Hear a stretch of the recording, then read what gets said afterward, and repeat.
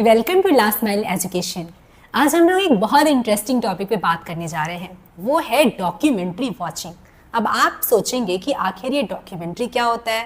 तो डॉक्यूमेंट्री हम किसी भी ऐसे कहानी को कह सकते हैं जो कि रियलिटी से संबंध रखती हो। 42 मिनट की भी हो सकती है, 20 मिनट की भी हो सकती है, लेकिन ये इसका मेन फीचर ये होता है कि ये रियल वर्ल्ड से संबंधित होती है। जैसे मूवीज़ होती हैं, मूवीज़ में तो हम अपनी कहानियाँ क्रिएट करते हैं, लेकिन डॉक्यूमेंट्री में ऐसा नहीं होता है।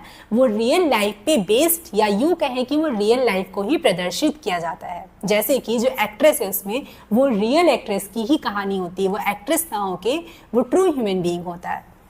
अब हमें डॉक्यूमेंट्री इसलिए देखना चाहिए कि न्यूज़ तो हम सब कंज्यूम करते हैं, बट डीप एनालिसिस अगर न्यूज़ का कोई करके देता है और इमोशनली हमें उस जगह से कनेक्ट करता है, तो वो हमारे डॉक्यूमेंट्रीज हैं।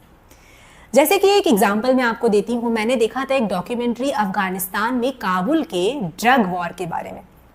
उसमें उठाया गया था एक इंसान की कहानी जिसकी वाइफ थी और 3-4 बच्चे थे, और वो बहुत कोशिश कर रहा था कि कैसे भी मैं इस एडिक्शन से बाहर आ पाऊँ। कई बार रिहैबिलिटेशन सेंटर में रहने के बावजूद भी वो स्ट्रगल कर करके फिर से कहीं ना कहीं ड्रग एडिक्शन में चला जा रहा था। ऐसा क्यों है? अफगानिस्तान वॉर के बारे में सब जानते हैं।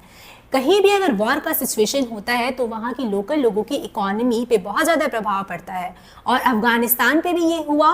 और वहाँ के लोग अफीम की खेती करने लगे, और उस अफीम की खेती का सबसे ज़्यादा इम्पैक्ट उन्हीं लोगों पे हुआ जो कि काबुल में रहते थे। अब वहाँ पे इतने सारे ड्रग एडिक्ट्स हो गए हैं कि पूरी वर्ल्ड के लिए चिंतनीय विषय हो गया है। उसी प्रकार एक अन्य डॉक्यूमेंट्री मैंने देखा था कि माउंट एवरेस्ट के बेस में जो गांव है, वहाँ पे लोग अपने जीवन को कैसे यापन करते हैं। एक ताशी नाम की लड़की, बहुत ही खूबसूरत डॉक्यूमेंट्री। मतलब आप वहाँ जाके क्या महसूस करेंगे जो उस डॉक्यूमेंट्री के हेल्प से आपको महसूस कराया जाता है। किस प्रकार से वो सुबह उठती है और अपने day to day survival life को दिन भर एक्टिव रहती है। मतलब ये तो पता चलता है कि जब हम लोग इतने ज़्यादा डेवलप नहीं थे, हम लोग भी जंगलों में रहते थे, तो काफ़ी ज़्यादा हमारा मूवमेंट हुआ करता था। यहाँ से वहाँ जाना, अपनी गायों को देखना, फिर अपने भेड़ों को चराने के लिए लेके जाना, और खाने के लिए ही इतना मेहनत, क्योंकि प्रकृति वहाँ आसानी से आपको चीज़ें नहीं देती है। बट फोटोजेनिक डॉक्यूमेंट्री था और बहुत पीसफुल डॉक्यूमेंट्री था। उसके बाद मुझे ये रिफ्लेक्शन भी हुआ कि क्या उस तरीके की जीवन शैली अगर मुझे मिल जाए तो क्या हम लोग रह पाएंगे उस तरीके की जीवन शैली में, जहाँ पे कनेक्शन ना हो, मॉल्स ना हो, इतने सारे दुकान ना हो। तो शायद कुछ दिनों तक रह ले, बट हो सकता है कि हमें कुछ रिपल्सन भी महसूस हो। उस लड़की ने तो बचपन से ही वही देखा है, वो बहुत आसानी से रह पा रही है, और भी बहुत सुंदर चीज़ है कि हम भी उस चीज़ में अपने आप को अडेप्ट कर ले। बट ये सोचने का भी विषय बन जाता है। तो डॉक्यूमेंट्री आपको सोचने पे भी मजबूर करती है। एक अन्य प्रकार की डॉक्यूमेंट्री जो सोशल इश्यूज थे, जो हमारे खुद के भारत के सोशल इश्यूज से संबंधित, अल जजीरा कल के एक चैनल है, उसकी डॉक्यूमेंट्री मैंने देखी थी, जिन्होंने बिहार और यूपी के बच्चों के अनएम्प्लॉयमेंट पे डॉक्यूमेंट्री बनाई थी। बहुत ही खूबसूरत डॉक्यूमेंट्री था। इसमें तो पहले एक पॉलिटिशियन को दिखाया गया है कि किस प्रकार से वो बता रहे हैं कि अरे भारत हमारा जो है वो इतने सारे कंट्री के इकोनॉमी को पीछे छोड़ता जा रहा है, और फिर पैरेलली एक ऐसे बच्चे की कहानी दिखाई जा रही है जो किस प्रकार एक छोटे से जॉब के लिए स्ट्रगल कर रहा है। अब समस्या क्या है कि हमारे यहाँ मैक्सिमम जो यूपी और बिहार के बच्चे हैं वो गवर्नमेंट जॉब की प्रिपरेशन करते हैं, और जबकि सबको पता है कि गवर्नमेंट जॉब उतने हैं नहीं। हमेशा ऐसे होता है कि 1 to 1 लाख का रेशियो भी हो सकता है, मतलब कि एक ही सीट है और 1 लाख बच्चे प्रिपेयर कर रहे हैं। एक तो ये भी हो गया ना सप्लाई एंड से, कि आपकी सप्लाई उतनी नहीं है। अगर बच्चा कितना भी इंटेलिजेंट हुआ, बट अगर सीट्स कम निकले हैं तो उससे एक्स्ट्रा तो फिल होगा नहीं, इस वजह से भी जॉब नहीं मिलते हैं। ऊपर से बहुत सारा तरीके का पॉलिटिकल घपला भी होता रहता है कि सीट्स निकले नहीं भरे। लेकिन सबसे मुख्य कारण क्या है इस अनएम्प्लॉयमेंट का? ये कि हम अपने बच्चों को स्टार्टिंग से क्रिटिकल थिंकिंग के लिए तैयार नहीं करते हैं। बहुत बचपन से अच्छे एजुकेशन, जो गुणवत्ता वाली शिक्षा होती है, वो नहीं दे पाते हैं।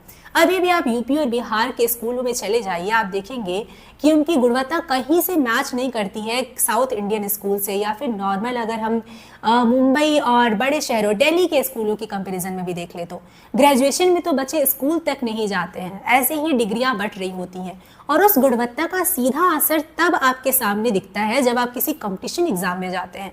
कंपटीशन एग्जाम में जाएं और आपकी क्रिटिकल थिंकिंग नहीं डेवलप हो पा रही है, आप बस लगे हुए हो कई कई साल तक लगे हुए हो, और क्योंकि आप इस तरीके के कंडीशन में बच गए हो अपनी शिक्षा के माध्यम से कि आपके लिए कोई और रास्ता खुल भी नहीं रहा है, तो ये बहुत बड़ी एक समस्या का कारण बन जाता है। पेरेंट्स को लगता है, उसमें दिखाया भी गया है कि उसमें जो विमेन है, उनकी माँ, जो लड़के की माँ है, वो कहती है कि अच्छा सारे बच्चों का तो क्लियर हो रहा है, फिर इसी का क्यों नहीं क्लियर हो रहा है, क्यों नहीं है अच्छे से प्रिपरेशन, क्या नहीं कर पा रहा है। ये उस प्रेशर को समझ ही नहीं रही है जो वो बच्चा महसूस कर रहा है। उसका बड़ा भाई उसको पैसे भेजता है, टिपिकल कहानी है, और वो बच्चा रोक के कहता भी है उस डॉक्यूमेंट्री में, सेंटेंसेस जो बहुत हृदय विदारक हैं। वो कहता है कि मन तो करता है कभी कभी कि मैं सुसाइड कर लूँ, लेकिन अब ऐसा कौन नहीं, स्टूडेंट, बहुत सारे स्टूडेंट की ये कहानी होती है कि वो फैमिली प्रेशर बहुत ज़्यादा महसूस करते हैं। इसी तरह से जब हम देखते हैं कि क्लास 11-12 के बच्चों को जब हम लोग कोटा भेज देते हैं तो वहाँ पे कितने सारे सुसाइड के केसेस आते हैं। इस पे तो अलग से डॉक्यूमेंट्री हम लोग खुद बना सकते हैं और बहुत सारी डॉक्यूमेंट्रीज हैं भी इस पे।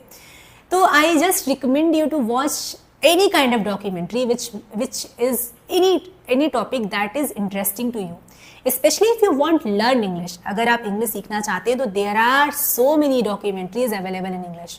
आपको जैसे अच्छा लगता हो पैसे के बारे में जानना कि इसका ओरिजिन कैसे हुआ, या फिर क्यों ऐसा है कि कुछ कंट्री इतने धनी हैं, क्यों ऐसा है कि कुछ कंट्री इतने गरीब हैं, या फिर प्रकृति के बारे में जानना है कि समुद्र में किस प्रकार के जीव पाए जाते हैं, वो मेरा फेवरेट पार्ट है। पहाड़ों में किस प्रकार से जैव विविधता फैली है, या फिर हम इन्वायरमेंट को कैसे सेव कर सकते हैं। तरह तरह की डॉक्यूमेंट्री है। कुछ मैं कोशिश करूँगी कि हम लोग इसमें लिंक दे दें, तो उसको आप ज़रूर देखिएगा। Thank you so much.